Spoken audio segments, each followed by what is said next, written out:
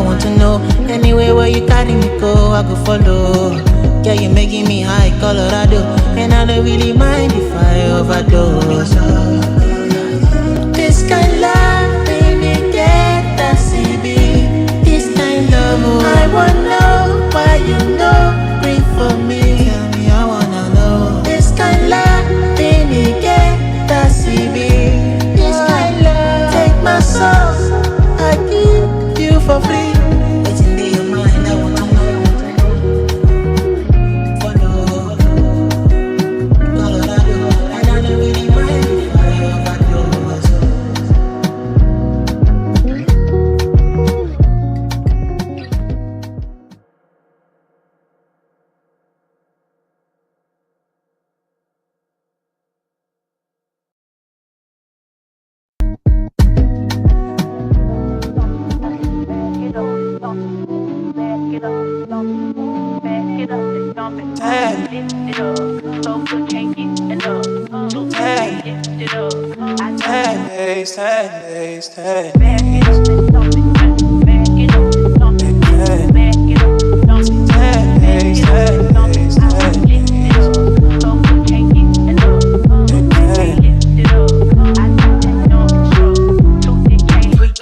I don't speak too much. Walk like I don't speak too much. Walk it, those I like. You know I'm coming. I'll be riding around with you. I'll be riding around with you. Brother Johnson, you know I'm coming. I'll be riding around with you. I'll be riding around with you. Those I like. Yeah, 10 days in a foreign end without you here. Dead weight, I've been holding on to my let go here. Still in the rust right here. Still in the rust right here. Still in the rust right here. Right here. 10 days, 10 days, 10 days. 10 days, 10 days, 10 days.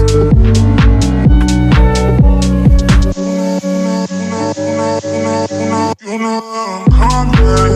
I'll be riding around with you. I'll be riding around with you. Brother Johnson, you know I'm coming. I'll be riding around with you. I'll be riding around with you. Cause I like, you know I'm 10 days in a foreign end without you here. Eyes wider and my thoughts older, but you're still not here. Still in the rust right here. Still in the rust right here. Still in the rust right here. Right here. back it up and dump it. 10 days, 10 days, 10.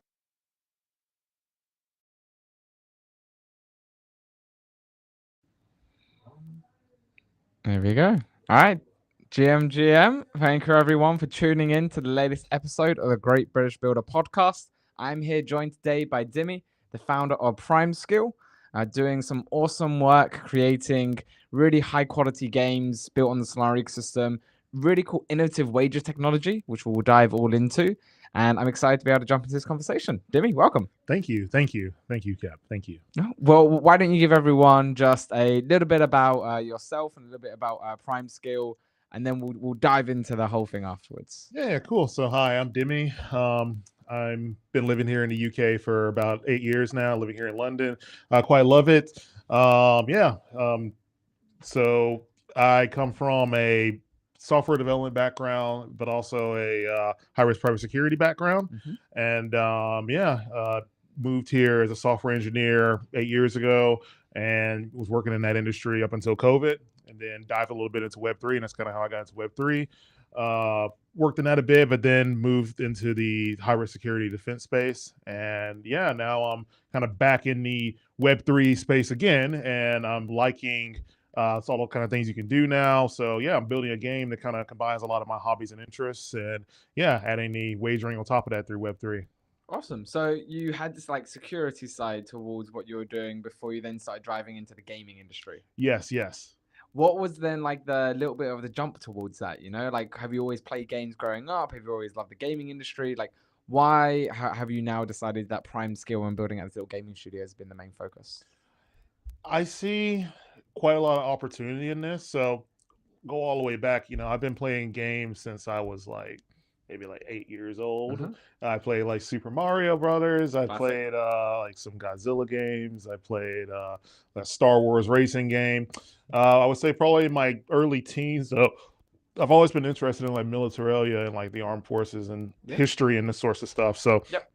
I started playing quite a few like World War II games, like real time strategy games, like old school Call of Duty. There's another game, more niche game, Red Orchestra as well. So yeah, I've been playing games pretty much most of my life, and primarily military games, real time strategy games, some racing games as well. And yeah, I see a real opportunity with this with building high fidelity wagering games on Web3. So I decided to take advantage of that opportunity a couple of years ago, and I've been building my first game, which is Front Strike, really to showcase our wagering technology, which will be white labeled and any game can use it. Awesome. All right. Well, before we dive into everything Prime Skill, you mentioned about you started playing games when you were 8. You're like, what was your early years like? Where did you grow up? And what was those experiences that you had, those formative years that help you now become the founder you are today? Yeah, so I'm originally from the U.S. If you can't tell by the accent. I'm originally from the South. I'm from Georgia, and yeah, I grew up. I grew up quite a bit with computers. Actually, I've always been interested in computers. Always been interested in technology. Always been interested in how I can like manipulate technology and use it towards my advantage.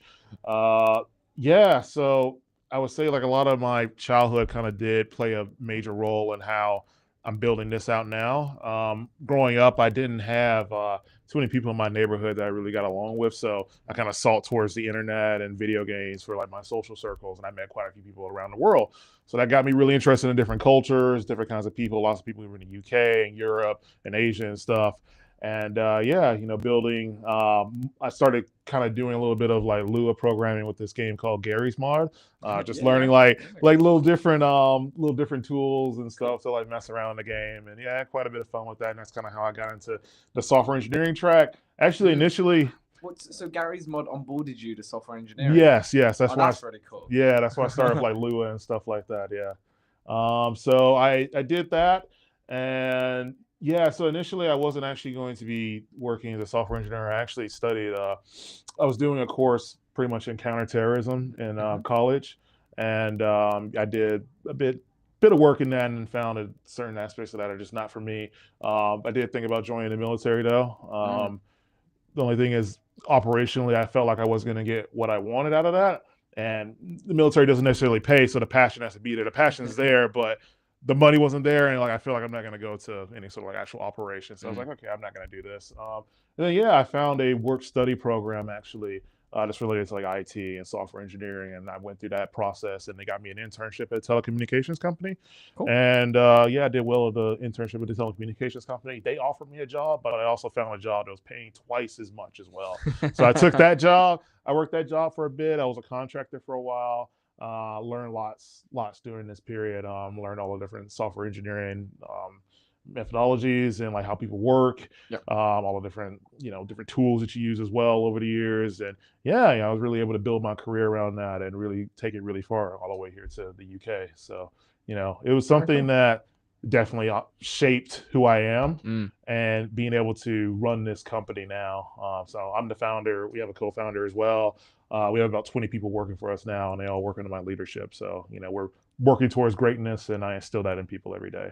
I love that. And what was it then like building out that initial team, from going from, because it sounded like you were a software engineer working for these other companies, contracting your services, to then now becoming a founder. So now you're managing your large team and you're now like the pinnacle point of that. So what was that experience like transitioning from like the contractor into then the founder position?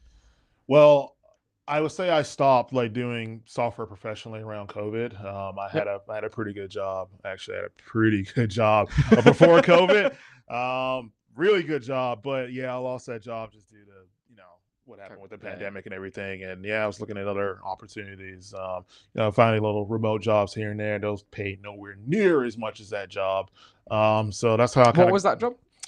It was like a quality assurance director for a large telecom here. Okay. Yeah, that was that telecom yeah, company. and it paid very well. So Is that where you did the internship as well? no, that was here in the UK. Okay. Yeah. So this was I would say I'm talking more about like 2019, sort of like when I transitioned from that sort of like working like these corporate jobs and contracting to moving more towards entrepreneurship. Yep. So I moved towards more entrepreneurship around like that 2020, 2021 sort of time frame. So yeah, it was definitely something.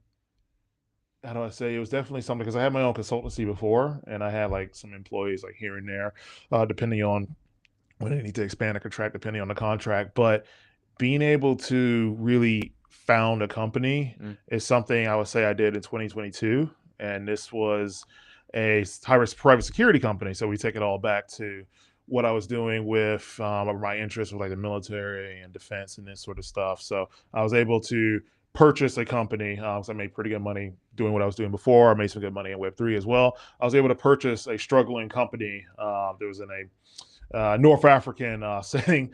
And yeah, we took that company over. We did a lot of work in North Africa, also in Eastern Europe as well, South America. And I was working with some very interesting people doing this, very, very interesting people. But, you know, things happen. You know, you learn a lot through this. So I would say that was probably the first company I really founded and really worked with. It went well. We made some pretty good money doing that. But the work isn't really stable. You know, you might have like a few months where you're doing like a lot of work. Then you have a few months where you're doing nothing. And, you know, it's not really stable. So, you know, I wanted to broaden my horizon and look back into Web3. So looked at what can I do in Web3 and, you know, where are the gaps and where do my interests lie? So, you know, I thought about this with a friend and yeah, we founded Prime Skill and you know, we were thinking about like what kind of games we can make, how do we monetize this? And yeah, and I think that this is something that could be really big if it's properly supported and properly executed. Here we go. Well, why don't we then use that as a moment to then show a little bit like what Prime Skill is and give everyone a little peek into it. This is very early alpha footage, so everything's subject to change. Jack.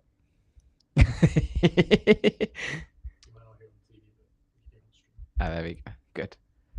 So then what are we looking at? Tell everyone. Yeah, so this is our first initial game, Front Strike. It's set in a near future World War III setting. If you might notice, it's like very similar mechanics to, you know, something familiar like Call of Duty or Counter-Strike. And the idea behind the game is it has a wagering aspect where there's an initial buy-in like a poker game. So say for instance, the initial buy-in is a minimum of 10 lives. So say for instance, each life is worth 10 cents. The buy-in, a minimum buy-in would be $1. And how it works is each individual, you know, they have their kills, they have their deaths. If you kill somebody, you take their 10 cents. If they kill you, they take your 10 cents. And at the end of the games are usually 12 minutes long and they'll have objectives. They'll be objective based as well. Yeah. At the end of the game, this is tallied up and then it is sent from the game server, the information to the smart contract, and then the winnings are divvied out to the individuals. So yeah, we want to build this out in a way that people can really monetize their gaming skills and have actual fun doing it. Yeah, no, it's a fun component when you get to start now playing into how gambling changes the game as well. Because I can imagine that the players, they're going to be taking more of a risk-adverse approach, you know, and it'll be quite interesting to evaluate how many snipers were in this type of game where you're taking a bit more of your further back versus like Call of Duty where you die like almost instantly as soon as you start getting hit. So, and then sometimes, and you know, you can kill somebody almost instantly with it as well. So you take a very gun-ho kind of approach towards it. Whereas it'll be interesting to evaluate. And have you started like even like seeing a few people like how their strategies change as they go in and play the game with a wagering side to it? So the game isn't released yet, but we had a major play test in Paris in February. We had about 800 people playing the game. Cool. Then we got extremely positive feedback from people, and they definitely say, "Yeah, we would love wagering on this. I would definitely love playing this." You know, like people want to feel like they're competing for something and they want to feel like they're winning at something, and what better way of winning than winning actual money, winning actual prizes. So people are definitely interested in putting money into this. When you talk about strategy and like the competitive aspect of this, it really depends on the individual. Like, you know, here's like some sniper gameplay, and then this is more like aggressive assault sort of gameplay as well. It really depends on like your style and like how you move your mouse, how your play style is, and what your strategy will be. We want to keep a very like serious tone with the game as well. Like we want to have like proper like military operators. We want to have like a serious tone to the game, and like many other Web3 games that are more kind of like meme focused. We're going for that more serious tone because of that competitive nature as well. So we want people to feel like, oh, we're playing a very competitive game, like like Counter Strike or Rainbow Six Siege or something like that. And yeah, it's very interesting. I'll be really interested to see how people like manage their strategies, how they adapt and play, because we'll be recording all of that. We'll be building player profiles of everyone, because I guess we kind of can segue into another topic, maybe security is, the way I see this is the biggest risk with this sort of company is hacking. Obviously, there's a monetary, I mean, people hacking games for fun, right? They'll spend a lot of money hacking in games. They'll spend a lot of time hacking in games. You add a monetary component of it, there's a financial incentive to hack as well. So we have a multi-layer anti-cheat where we have like a kernel every anti-cheat where they can detect cheats like directly on the computer, but also we have another AI layer to that as well, where we can actually track how players play. So we can build like essentially player profiles of each individual player, how they move their mouse, their keystrokes, all that sort of stuff, all that sort of data is fed in. We can build like a profile of who that person is, and we can see like discrepancies if there's like a major like change in how they play. So, but also we can use that to segment the users and rank them. So yeah, it's very interesting. Like the security side of it for a second, I think that is a really good point, because aimbot is so common across so many different first-person shooters, and it's very difficult to be kind of like stopping those kind of like instances from being able to occur. Even if in the instance where it does occur, they get like stopped after the next game. If there's a monetary side to it, there's still going to be that impact on that initial game. What could be quite interesting, I'm just speaking out loud, the idea of like having DeFi insurances off the back of like so every time a pool is created, a small piece of money is held in like an insurance pot. And then that's used to help protect against any of these bad actors towards it, because multiple people would lose out if a hacker gets into a lobby. Oh, of course. And then is able to then basically rinse the whole pot. There's a bunch of people, all of those players, they would have then lost that money. And so if like you have like insurance mechanisms, there could be a fun little way where you're able to have a extra layer of consumer protection. It's not necessarily hitting on the security side, because insurance doesn't stop a hacker. Yeah, exactly. But it does protect you, the players. Yes, of course. And how it works is with the smart contract, if there's cheating detected, it will automatically hold the payment, and then there's a manual verification process. So we'll have virtual analysts that actually review the games. But like, that's really interesting. You touch on the insurance side, because a little bit about our monetization. So we make money off fees. Like this game, the way we want it initially is, you can wager Solana and you'll be able to wager Bitcoin. That's how we wanted it initially. And then we take a fee on the total pot. So if we put a little bit of that fee towards an insurance policy as well, that can really help incentivize players. Yeah, this is safe. If there's something long-term that happens where we find that somebody was cheating way in the past and we can't recover the funds, there's an insurance policy for that as well. So yeah, that could be something very interesting to implement. So what was it then like, talking about how you, besides building the game, and the kind of origin story of like why this was the initial game and the idea of the wagering side to it as well? Talk to us a little bit about those early couple months, whether it's from the team, that you said you had a co-founder as well. What was it like then, kind of establishing the basis for Primescale to what it is today? Yeah, so we were actually in Tokyo in 2023. We were having a nice time. There was our first time in Japan. And this is when we were starting to kind of conceptualize the game, because we were thinking, oh, the crypto market's kind of in the toilet now, but it looks like it's coming back. Looks like there's more interest. We want to see like more products on chain. We want to see more businesses on chain. And we were thinking like, what kind of business can we make? And we were thinking, oh, let's make it like a game. That's something I'm very interested in. That's something I have the skills to do, that I can put together. And yeah, we decided to make a game. We were thinking about what kind of game. Obviously, like a first-person shooter. We think that's the statistics play for themselves. Like most of the spending in video games is on first-person shooters. I think it's like 30% or something roughly like that. The highest DAU counts are on first-person shooters, where it's COD, Call of Duty, or Counter Strike, Rainbow Six Siege, and these sort of games. So we decided to build something on Web3 that can really start to grab some of that Web2 interest as well and bring them in, but also preserving those Web3 aspects, such as the wagering, the NFTs, and that sort of stuff. Initially, the game was going to be a browser-based game. It was going to be a browser-based game, and we found that the original team that we had hired some contractors, and we felt that it just wasn't the right fit. So we had to go back to the drawing board, and we're thinking, hey, well, why don't we just build like a full fidelity game that looks proper, that's built on a proper engine, that runs like natively on the computer, and there's a lot more we can do with that, with the graphics, with the features and everything, with the anti-cheat. So yeah, we decided to do that, and yeah, we've been building this since roughly September last year, and yeah, this is the progress we made in the video that we showed. There we go. And so from building it, that coming up with the idea in Japan to then like forming a team. You know, what I mean, you mentioned earlier on, was it 20 team members? So the earlier team was less. It was probably like Of course, yeah. 12 people. But Now the current team is about 30. It's about 20 people. So and what was that progression like? You know, like bringing together that team, hiring, because that's always one of the biggest things for any founder. You know, bringing together the right magic, the right team, create the magic to be able to build forward. Like, what was your experiencing bringing together? I would say so. As I said with the initial game, we felt that the quality wasn't there. The features weren't there. So we kind of put the project on hold for a bit, and we brought the project back probably around like August, and I started looking for people to help work with us, and we found some people in Spain, some Ukrainians in Spain, and they did a test technical demo, and we thought that it looked really good what they built. We thought it looked really good, and then I went there to Spain to meet with them and to really get a vibe for them, and yeah, it was very good. We've been working together ever since, and they have a vast technical knowledge and experience in building video games, so they were really able to help us, and leveraging their skills have been invaluable to us and helped us to build what we have. Awesome.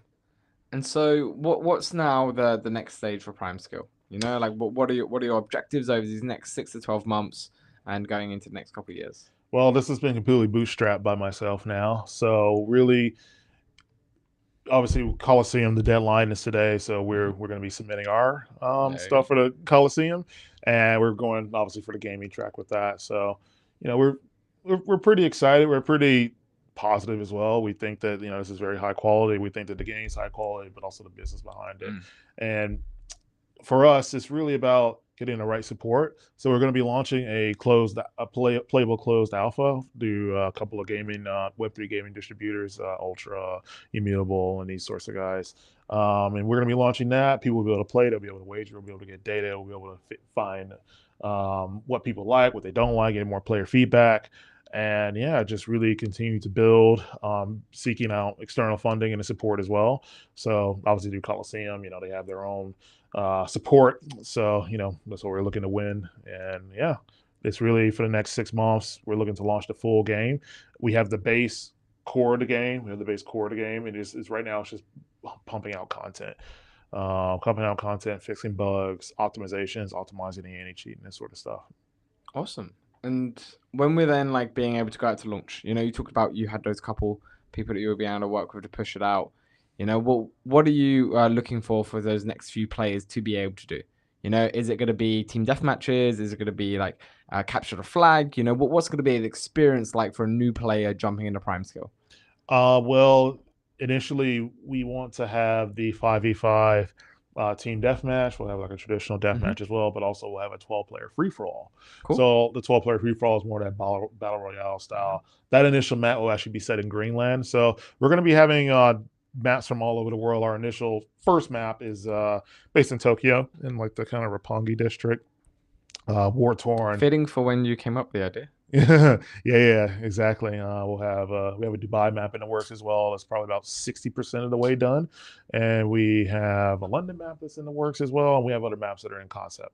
So for us right now, it's about getting all this content out, optimizing the map, and we have some very talented people doing that work on Hollywood movies, and the graphics that we're going for with this is more of like the art style of Battlefield 4 and these sort of games from this period where it has like this timeless look to them, where they always look good. They might not look ultra realistic, but the lighting, the colors pop, the lighting looks rich and good.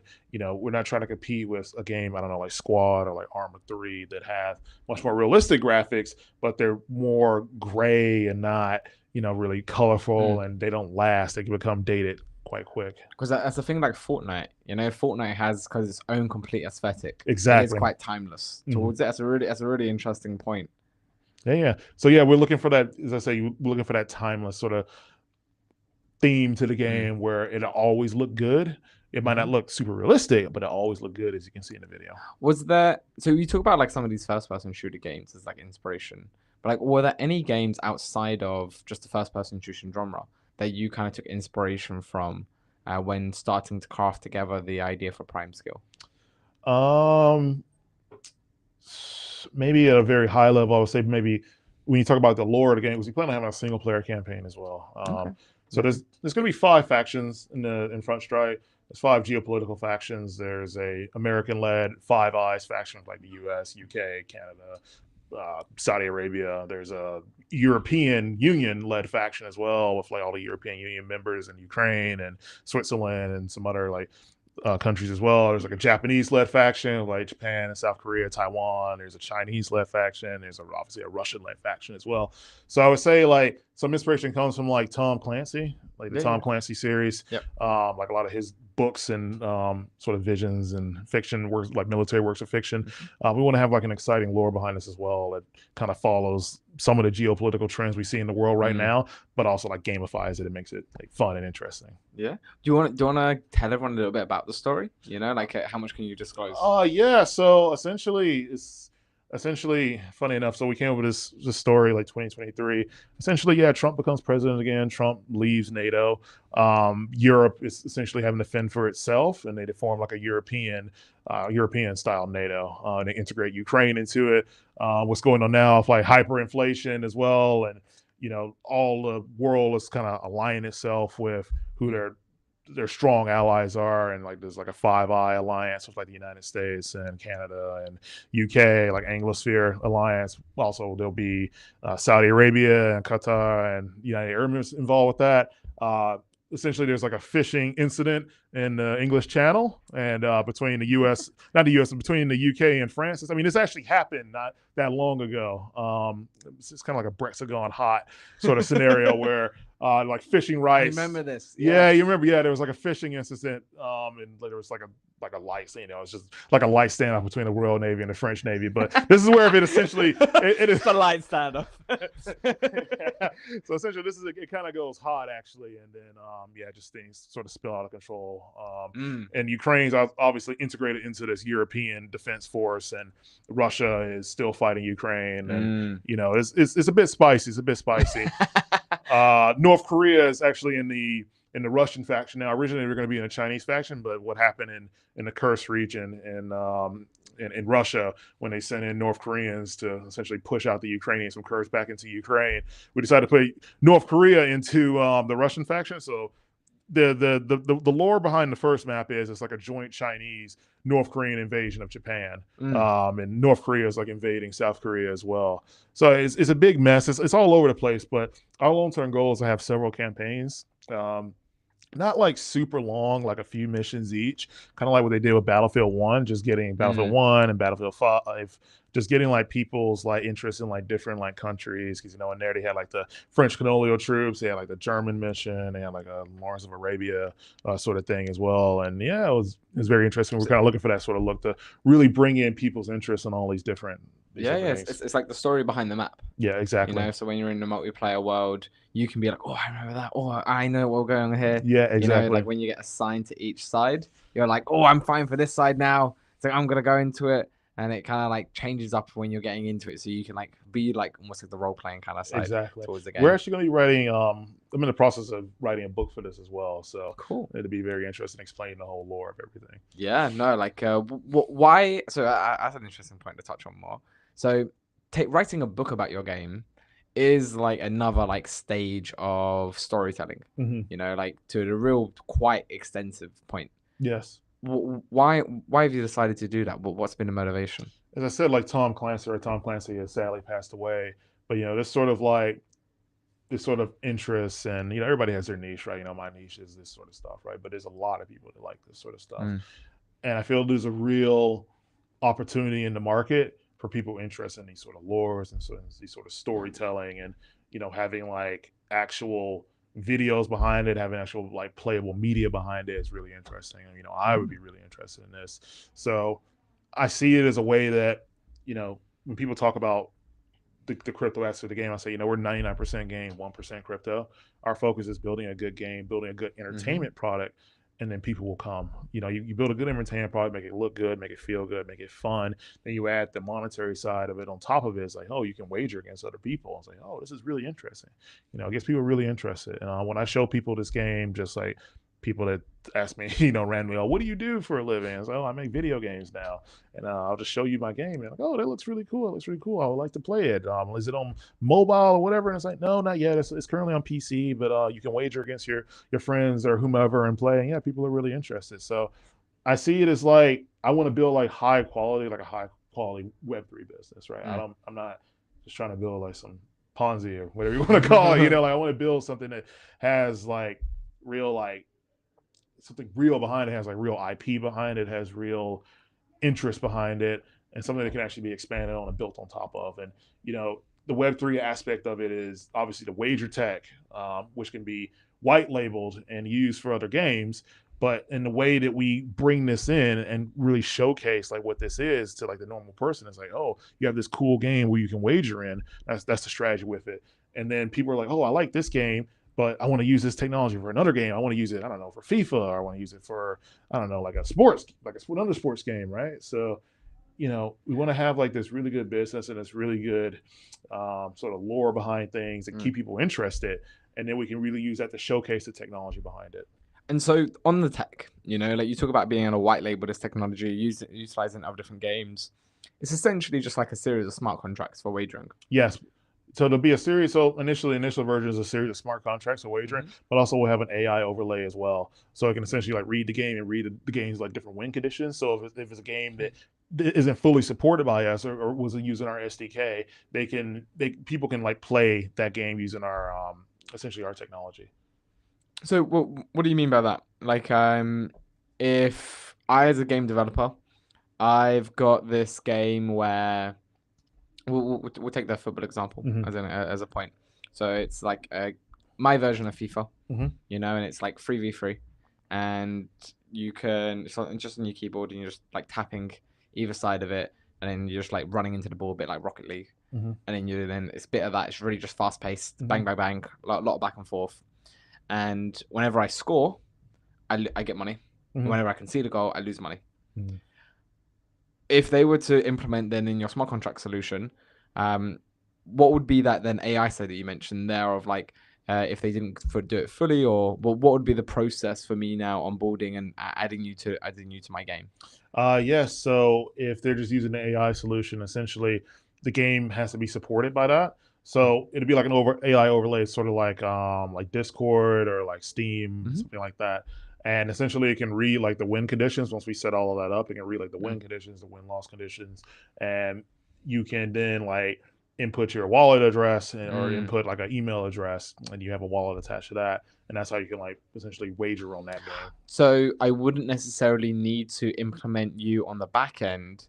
I could just have this like AI front end. Yeah, that's what V2 is going to look like. Yes, the V1, the initial V1 of the white label solution will essentially be a series of smart contracts with an SDK behind it. And then like you have like documents where we get our fee for you using the tool, but you can then set your own fees and all that sort of stuff as well. That's quite interesting.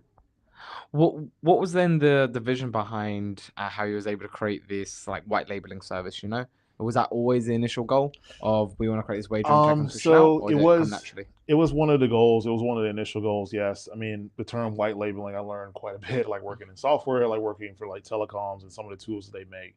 They essentially sell that on to other companies. And then obviously working in the defense space as well. Some of the weapons or equipment that people use, they might be made by a small company. Say, for instance, I don't know, like a radar that Lockheed Martin supposedly made. It might be made by a much smaller company based in Canada, but Lockheed Martin buys it and they sell it for 3 times the price. So that's kind of, just working in like normal industry, I started learning quite a bit about like these terms and business models. I was like, okay, what's something I can build that can be done like this? Yeah, me and Joseph thought of that, and yeah, that's what we came up with that. No, I love that. And so what's the plans now for being able to scale the team? So we're talking specifically about that, like what milestones you got to accomplish. You talk about how you've been able to fund it yourself so far. Is it that you got to do a funding round? to better bring on like and grow out the team to what you have? Like, what's going to be the next stages? Yeah, so right now we are in the process of fundraising. It is a bit hard for everybody, especially in the gaming space. You know, another game Web3 gaming studio got shut down today, but yeah, whatever. But yeah, as you say, the whole focus is being able to build an entertainment product. exactly, Games people want to be able to play. exactly. The Web3 side to it is on the side. Hmm.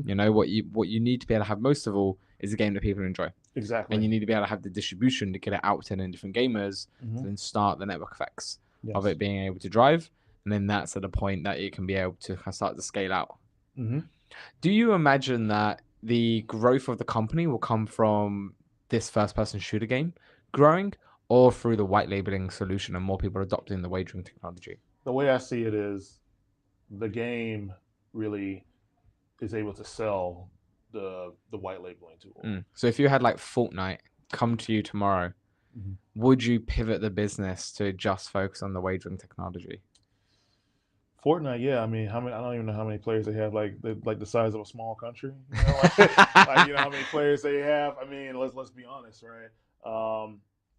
Yeah. If Fortnite or Call of Duty came and said, yeah, we want to use your wagering software. We love that. Yes, of course.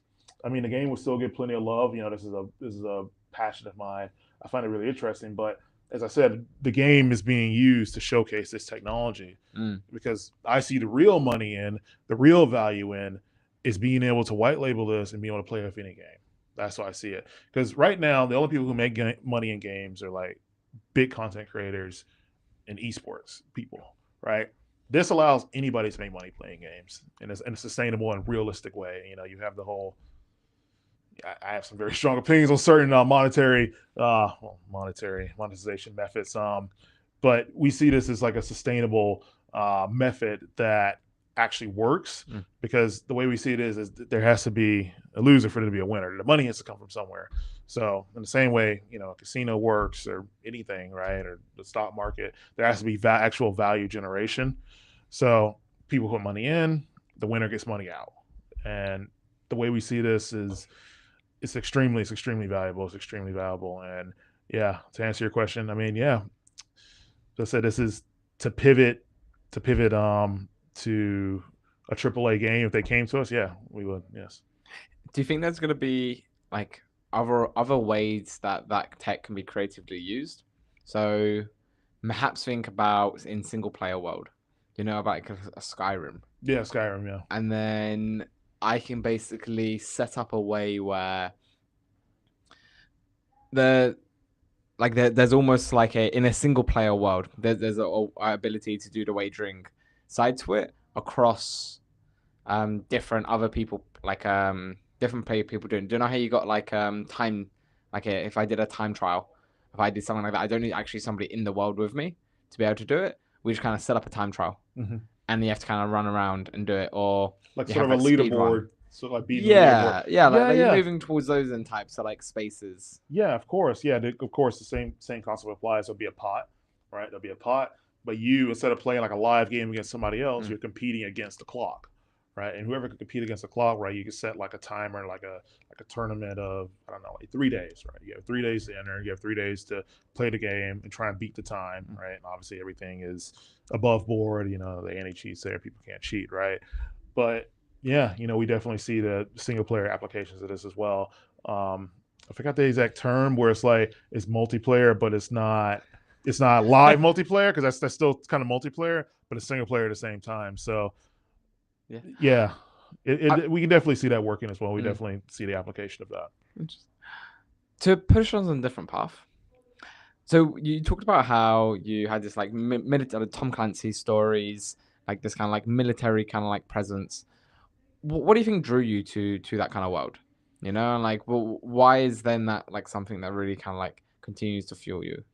I think I just like action movies as a really young child. I really liked action movies, and there were movies like Saving Private Ryan, Black Hawk Down. You have like these heroic sort of movies. I think once I got a little bit older, maybe my early teens, I started looking at actual history of this stuff, and that's where I started getting a real interest. And then probably in my later teens, learning a lot more about like military tactics, learning a lot more about the equipment, the employment of equipment, like different battles and how they were won. I think it just really interests me. It's just like Hmm. it's an interest of mine. It's an interest of mine. I think in another world, I definitely would have been some sort of like officer in like the military, but I didn't take that path. But Well, reflecting on that and why that kind of like attracted your attention.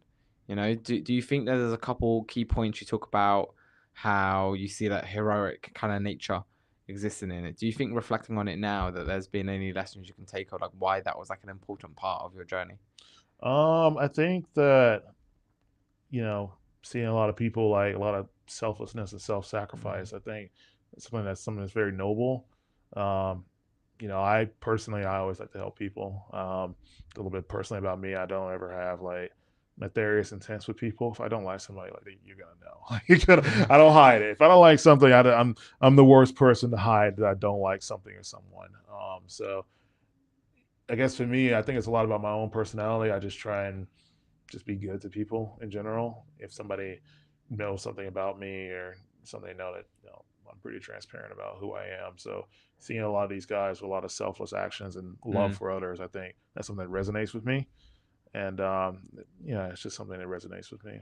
Well, you talk about like wars that you went through or battles that were won. Mhm. Were there any of those that like stuck out to you that you remember as like that was like you read about it and it really kind of like changed an outlook you had on life? Um, I mean, definitely in Kiev in Ukraine, the Bucha and Irpin. I've been to Bucha and Irpin, north of Kiev, and Russia invaded, and they came in there, and they were not nice people. They were not nice people. They were very bad people. I've met like residents, and I've talked with residents, and Mm. yeah, essentially the people like they pushed them out.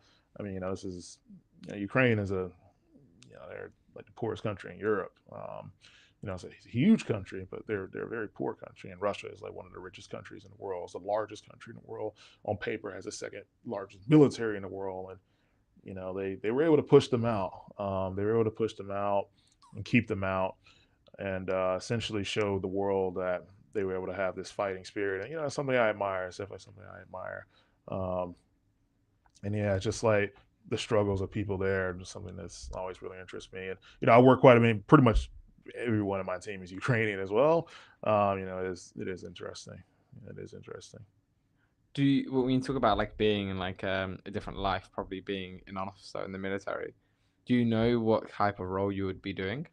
I think planning, definitely planning. I've met obviously quite a lot of different people in the military, different militaries as well, like the UK, Hmm. US, Ukrainian, like German, all over the world, Korean, Peruvian, Right. all different types of military people. So I think that definitely on the planning side of planning operations and making sure Hmm. guys come back and not unnecessarily putting people in harm's Mm. way, but putting lots of thought into like how we're going to execute a mission and making sure it's viable and it's not dangerous to a level where we're having like unacceptable casualties and that sort of stuff. And I feel like carrying the weight of obviously putting people's lives and sort of danger is definitely very important and something that's not taken lightly. Do you take any of that kind of like process? Because like military is very organized, and it's quite interesting from a organizational point of view how Mhm. they're structured with the squads and the troops, and how it's just even the training process, how it goes through. Do you think there's any like lessons or themes that you've taken from how armies are structured to how you've been organizing your team as like a startup? I would say no. We are not like a military. I would say that we are not. We are not the prime scale PMC yet. We're not the prime scale PMC yet. That comes later. But no. So there's me. I'm the founder. There's a co-founder who is more like the marketing side and the more like kind of like customer facing side. Mhm. We have our CTO, Anton. He's very good, and essentially he reports to me, and everybody else is under him on the technical side. Mm-hmm. I'm very embedded with the technical team. I speak with them quite regularly. I use mine, and they're based all over the distributed. I mean, we have guys in Italy, guys in Canada, Hungary, Spain, Ukraine, Poland. Like we have guys everywhere. So Teams work quite distributed. We use Telegram and Slack to Mhm. communicate, and yeah, I think that it works quite well. I think it works quite well. There is a bit of chaos.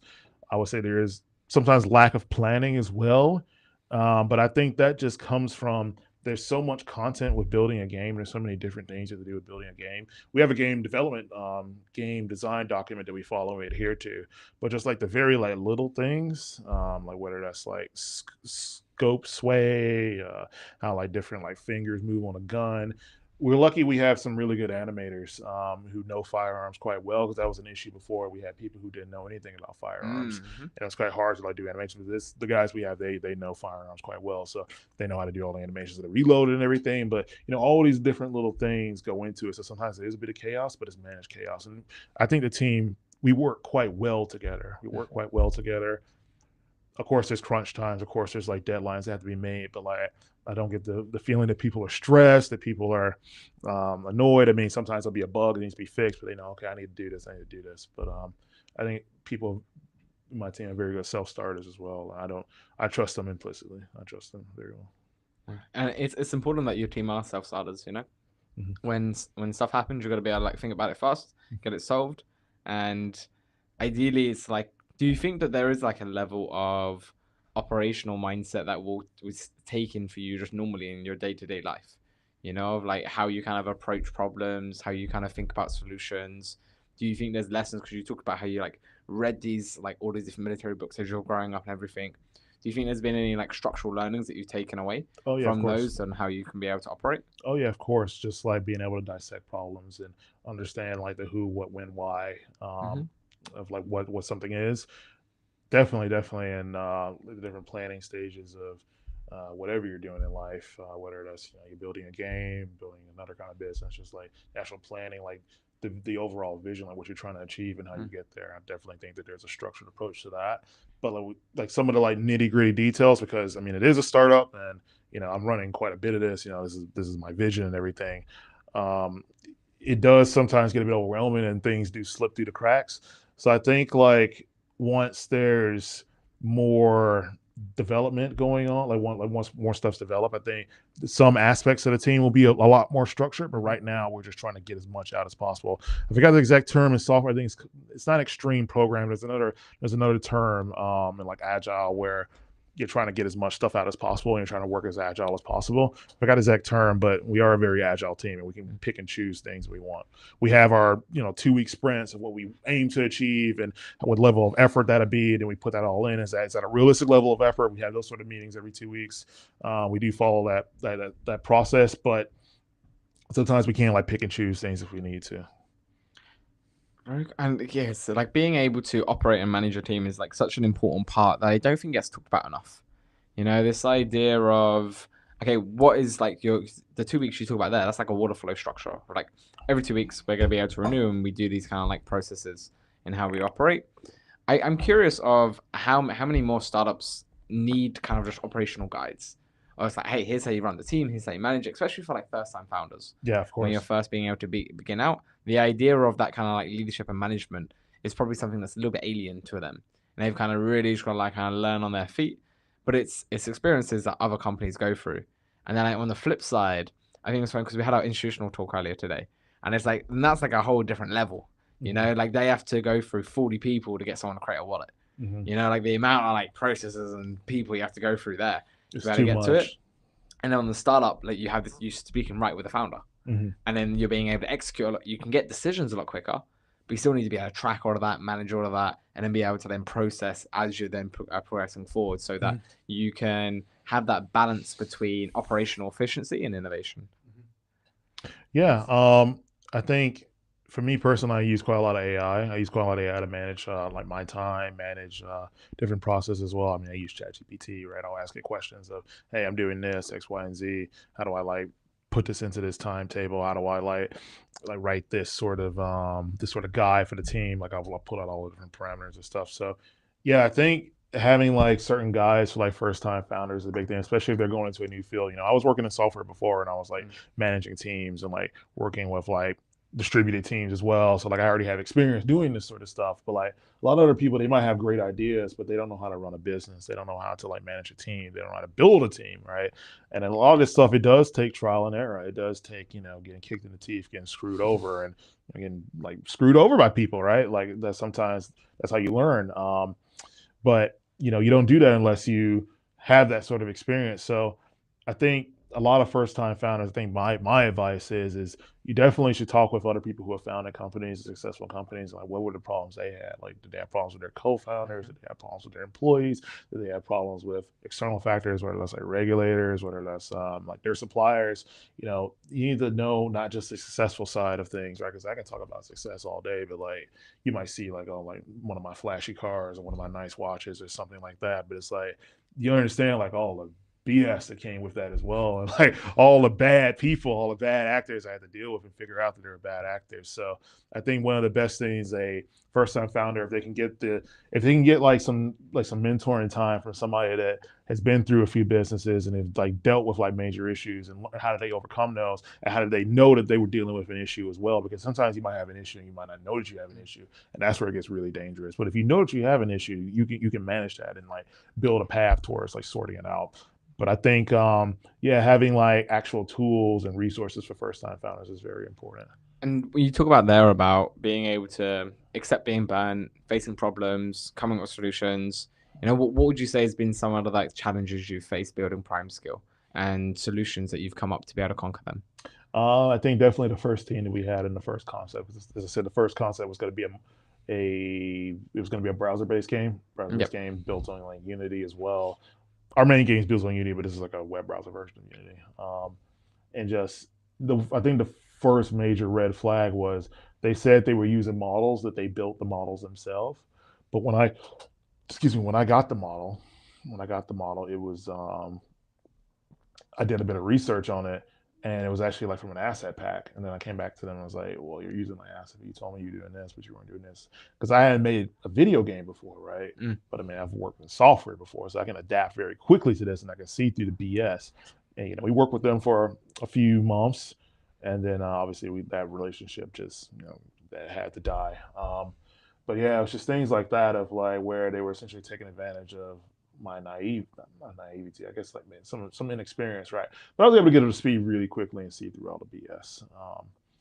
I think that that was the biggest challenge for Prime Skill, was cutting them off, and then we took a break.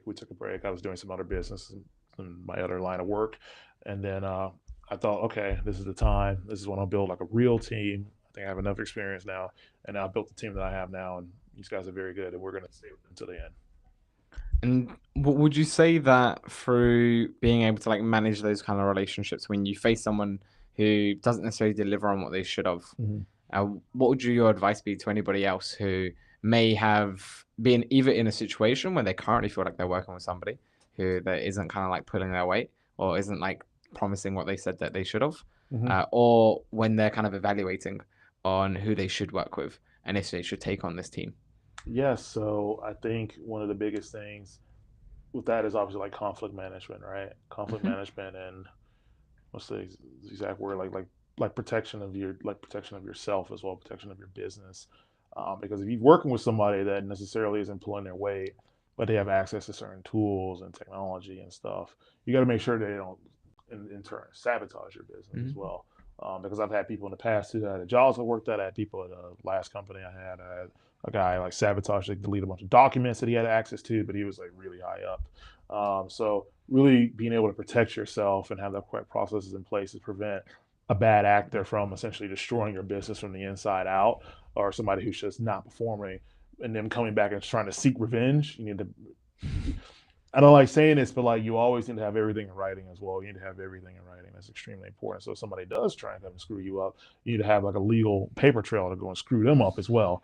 And obviously with Web3, people don't like doxing or whatever. They don't like being involved with, having like proper paperwork in place. But you need to ensure you have the right processes in place so people can't screw you over. You can cut off their access if you need to, and also like make sure you have the proper legal documentation signed. So if they do try and do that, they know that you're going to come after them legally, and you can't come after them legally.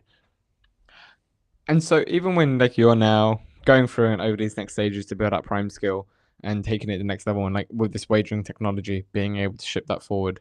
What are you hoping that you'll be able to really start seeing from the audience when they start getting into play for it? Is it something that you're going to be really excited to be able to see when they get the kind of hands on it, playing with it, showing Yes. their friends? You know, do you want like LAN parties set up where people come together? Yes. Do you want to like see different like online games being played and the UGC being shared about it? You know, what are you excited to see when people are able to get their hands I on it? would really love to have the game. So let's say we had a big play test in Paris, in Entity Paris, a few months ago. We had a 3v3. People were very, very interested. People really liked the game. I would really like to replicate that, but on a little larger scale, whether that's having like parties at different gaming cafes and like having like people playing the game, or even one day, when this makes it really big, having our own like Prime Skills sort of like gaming cafe, probably one here in London or somewhere else, maybe like Singapore or any other places we think will be interested for this.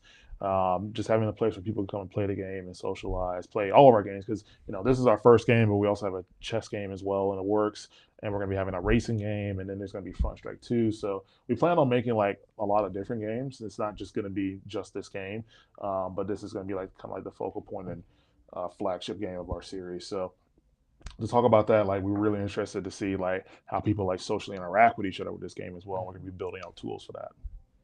Yeah, no, that's really cool to be able to hear. Like as a studio, you're being able to ship not just this Front Strike, but you've got these other games being able to come forward as well, all being able to kind of like showcase amazing wagering technology that exists underneath. And it's gonna be exciting to see you be able to like take that to market. Move Mike slightly. Okay. Sorry, man. Sorry. Is it better now? Okay. So yeah, I think that's a really cool aspect to be able to add on. Where as a studio, you're being able to develop out these then different series of games, and the wagering technology gets to showcase all along the way. Mm-hmm. Yeah. We see like the social aspect of gaming is really important, like the community, and people being able to come in, play a game and feel like they're at home. That's like the best feeling. That's the best feeling. A lot of games I used to play, I have made friends on those games and I still talk to them today. Like it's kind of one of the reasons I moved to the UK as well. I've lived in a lot of different countries. I lived in like Italy and Slovakia and Germany and all over the place. But yeah, I had quite a few friends here in the UK that I met through gaming. And when I got a job here and decided to move here, I was like, oh, I already know people here. So being able to build a game that can build like strong communities around it and people are really fun, especially with the monetary aspect as well. Is like you want like a tight knit, close group of people that can work together. Say for instance, you do like a 5v5 against your clan against another clan, right? Like you guys have your strategy, you have your play, you've done your drills and everything. Essentially, you can have anybody can just build an esports team with this. That's another way that we see this, and anybody can build an esports team and start making money. That's very cool. I think that's a really nice sentiment to have some closing words as well. What would you say to your younger self just before you started building Prime Skill, and like how are you feeling now as you've got to the stage where it's about to get out there and ship to everybody, so we can create those experiences where people are able to make friends and build a little clan and able to build a little esports team and make money from it? I think that I didn't think that it was going to look this good, to be honest. I didn't think that the game was going to look this good. I didn't think that the business is going to look this good either. So I am really proud. I'm really proud of myself. I'm really proud of my team and everyone I work with that's contributed a lot to this. And yeah, I think that we still do have a long road ahead of us. But I think that this looks pretty good, honestly, for what it is right now. And just to kind of touch on maybe a little bit on the negative side, there's a lot of games that have raised money that don't look this good. They don't look this good. They don't have the replayability, and I think that we've done a good job of the resources we have. So yeah, I'm really happy. No, it looks awesome. And congratulations. I'm Thank you. excited to be able to be Thank playing it myself. Thank you. And yeah, I think this will be awesome. Thank you Thank for you. being able to join us, Timmy. Thank you, Cap. Thank you. Awesome. It's been the latest episode of Great British Builder Podcast. Thank you all for tuning in, and we'll catch you in the next one. Thank you.